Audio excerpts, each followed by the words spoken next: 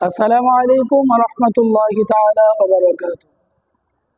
আলহামদুলিল্লাহ ওয়াসসালাতু ওয়াসসালামু আলা রাসূলিল্লাহ ওয়া আলা আলিহি ওয়া আসহাবিহি ওয়া আজওয়াজিহি ওয়া যুররিয়াতিহি ওয়া আহলি বাইতিহি আজমাইন।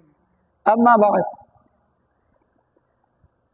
যারা আমার ভিডিওটি দেখবেন সকলের প্রতি আমার আন্তরিক সালাম এবং মোবারকবাদ। ভাইরা আমার, রাসূল পাক সাল্লাল্লাহু আলাইহি ওয়াসাল্লামের প্রতি সাহাবায়ে কেরামের কেমন ভালোবাসা ছিল, আসুন আমরা সেই ব্যাপারে ছোট্ট একটি হাদিস জেনে নিই। আল্লাহর প্রিয় রাসূল সাল্লাল্লাহু আলাইহি ওয়াসাল্লামের দরবারে একদিন এক সাহাবী এসে প্রশ্ন করলেন, ইয়া রাসূলুল্লাহ, কিয়ামত কখন সংঘটিত হবে? আল্লাহ রাসূল সাল্লাল্লাহু আলাইহি ওয়াসাল্লাম ওই সাহাবীকে বললেন, ও সাহাবী, তুমি যে কিয়ামত সম্পর্কে আমাকে প্রশ্ন করেছো, তুমি কিয়ামতের জন্য কি পুঁজি সংগ্রহ করেছো? তোমার কি পুঁজি আছে? ওই সাহাবী জবাব দিলেন, ইয়া রাসূলুল্লাহ, আমার তেমন বেশি নামাজ নেই, আমার তেমন বেশি রোজা নেই, তেমন বেশি দান সদকাও নেই, কিন্তু ইয়া রাসূলুল্লাহ, আমার একটা পুঁজি আছে, আমার একটা পুঁজি আছে, সেটা হলো আমি আমার আল্লাহ এবং রাসূলকে ভালোবাসি। আমার রাসূল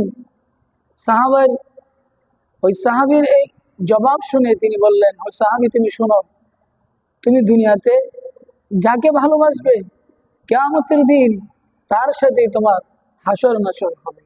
ওই সাহাবী আল্লাহ রাসূলের জবান মোবারক থেকে এই জবাব শুনে, এই সুসংবাদ শুনে এতটা আনন্দিত হয়েছিলেন, তিনি এমন একটি জবাবের আশায় ছিলেন।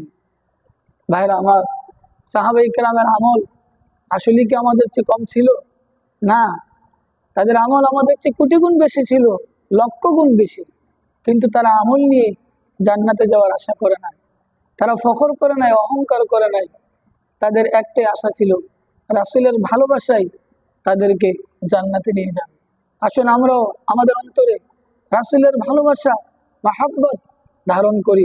আল্লাহ পাক যেন আমাদেরকে রাসূলের ভালোবাসা অন্তরে ধারণ করে দুনিয়া থেকে বিদায় নেওয়ার তৌফিক দান করে। হাসরের দিন যেন আমাদের স্থান রাসূলের কদম মোবারকে হয়। আল্লাহ পাক আমাদেরকে সেই তৌফিক দান করুক। ওয়া মা আলাইনা ইল্লাল বালাগ। আসসালামু আলাইকুম ওয়া রাহমাতুল্লাহি তাআলা ওয়া বারাকাতুহু।